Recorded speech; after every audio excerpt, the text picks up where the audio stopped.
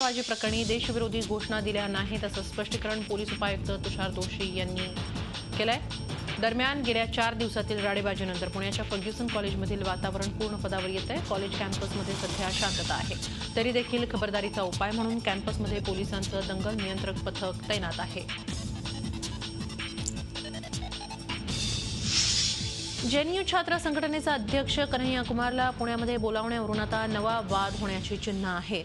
कन्हैया कुमारला पुण्यामध्ये आणलं तर ठोकून काढू, रानडेच्या विद्यार्थ्यांना अशा धमकी देणाऱ्या भाजप युवा मोर्चाच्या पदाधिकाऱ्यांविरोधात पोलिसांनी अदखलपात्र गुन्हा दाखल केलाय। त्यामुळे आलोक सिंगच्या भेटीनंतर कन्हैया कुमारच्या भेटीवरून पुन्हा गोंधळ होणार की काय अशी चर्चा पुण्यामध्ये रंगतेय।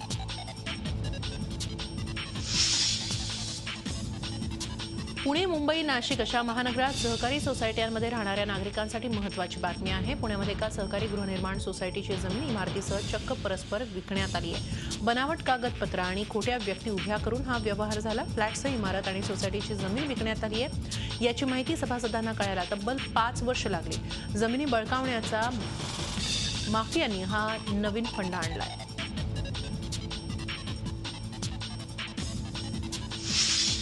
पुणे महानगरपालिकेच्या वतीनं आयोजित करण्यात आलेला रमाबाई आंबेडकर महोत्सव वादात सापडलाय। रमाबाई आंबेडकरांची जयंती 7 फेब्रुवारीला असते, असं असताना त्यावेळी कार्यक्रम घेण्याऐवजी तो मार्च अखेर म्हणजे 25 ते 27 मार्च दरम्यान होतो आहे। महत्त्वाचं म्हणजे या महोत्सवावर केवळ 3 कार्यक्रमांसाठी मिळून 11 लाख रुपये खर्च करण्यात येणार आहेत। गेल्या वर्षी 2,95,000 रुपये खर्च करण्यात आले होते, मात्र यावर्षी एवढा खर्च करण्यात येत असल्यानं शंका उपस्थित करण्यात येते। त्याचप्रमाणे महानगरपालिकेच्या कार्यक्रमाचा प्रसिद्धीसाठी उपयोग करून घेतला जात असल्याचा आरोपही होतोय।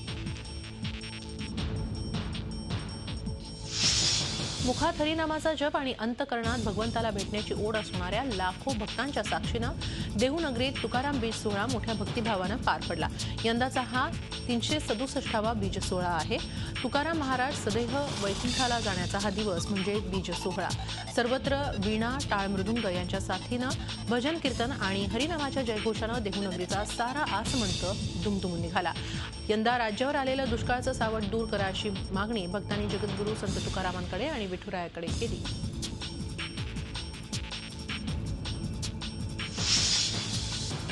होळीच्या दिवशी मुंबईत सर्वाधिक तापमानाची नोंद झाली। बुधवारी मुंबईत यंदाच्या मोसमातील सर्वाधिक तापमान नोंदवलं गेलं। मुंबईत 38.2 अंश सेल्सिअस इतकं तापमान नोंदवलं गेलं। तर राज्यातील सर्वाधिक तापमानाची नोंद भिरा इथं झाली। इथं 44.5 अंश सेल्सिअस इतकं तापमान नोंदवण्यात आलं। पुण्यामध्ये 38, नाशिकमध्ये 38.5, औरंगाबादमध्ये 38 तर नागपूरमध्ये 40 अंश सेल्सिअस तापमान राहिलं। पुढील 3 दिवस दक्षिण भारतात उष्णतेची लाट राहणार असून तापमानात फारशी घट होणार नसल्याचा अंदाज वेधशाळेनं वर्तवला आहे।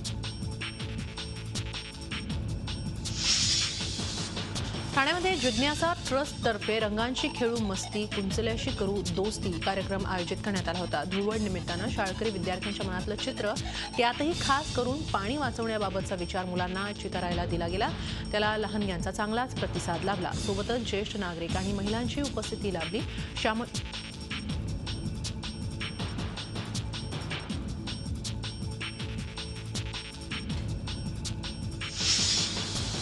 अंबरनाथ गावातल्या दुर्गापाडा परिसरात विवाहित महिलेची तिच्या शेजारी राहणाऱ्यानं एकतर्फी प्रेमातून हत्या केली। हत्येनंतर आरोपीनं स्वतःवरही वार करून स्वतःला जखमी करून घेतलं।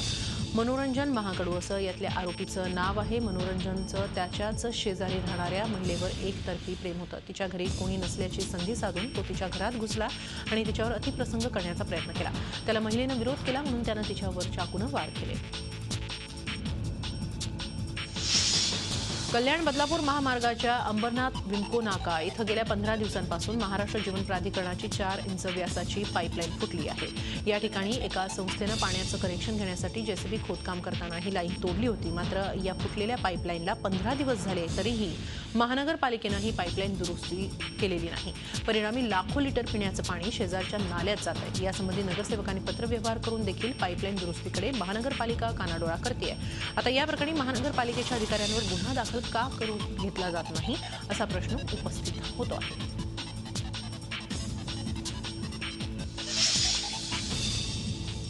उल्हासनगर शहरातील विठ्ठलवाडी भागात एका 21 वर्षीय युवकाची लाठ्याकाठ्यांनी मारहाण करून आणि चाकूने वार करून हत्या करण्यात आली.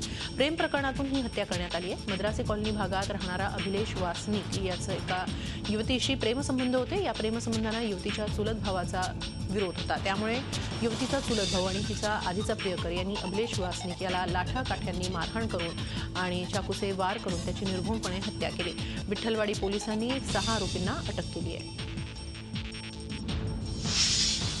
आज गुड फ्रायडे, येशू ख्रिस्ताला सुळावर चढवण्यात आलं तो हा दिवस. गुड फ्रायडेच्या पूर्वसंध्येला शिष्याच्या पायधुणीचा विधी होतो. वसईमध्ये देखील सर्व चर्चेसमध्ये हा विधी पार पडला. येशूने आपल्या शिष्याचे पाय धुतल्याचं प्रतीक म्हणून हा विधी केला जातो. यंदा प्रथमच महिला शिष्यांचे देखील धर्मगुरूंना पाय धुतले. वसईचे आर्च बिशप मार्शाडो यांनी नालासोपाऱ्यातल्या उमराळे इथं आपल्या महिला शिष्यांसह पायधुणीचा विधी केला. आपल्या अमूर्त शैलीतील पेंटिंगच्या प्रदर्शनानंतर प्रसिद्ध चित्रकार प्रकाश बाळ जोशी यांच्या माइंडस्केप या संकल्पनेतील चित्रांचं प्रदर्शन दिल्लीतील ललित कला अकादमीत भरलंय. या चित्रांचा आस्वाद दिल्लीकरांना 31 मार्चपर्यंत घेता येणार आहे. या नवीन चित्रमालिकेतील पेंटिंग्स ठेवण्यात आलेली असून मानवाच्या अंतर्मनातील दृश्य कल्पनाचं चित्रण करण्याचा प्रयत्न या पेंटिंग्समध्ये करण्यात आलाय. जागृत आणि निद्रित अवस्थेच्या मधील सुप्त अवस्था दर्शवणाऱ्या या पेंटिंगमध्ये निळ्या रंगाच्या अनेक छटांचा वापर करण्यात आलाय. त्यांच्या चित्रांची आणि पेंटिंगची प्रदर्शनं भारतातील अनेक शहरात तर भरलीच आहेत, परंतु त्यांच्या अमूर्त पेंटिंगला युरोप आणि अमेरिकेतील कलारसिकांनी चांगली दाद दिली.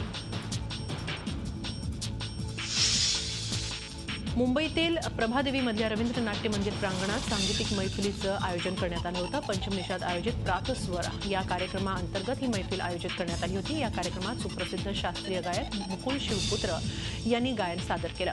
त्यांच्या या गायनाला संगीतप्रेमींनी मनमुराद दाद दिली.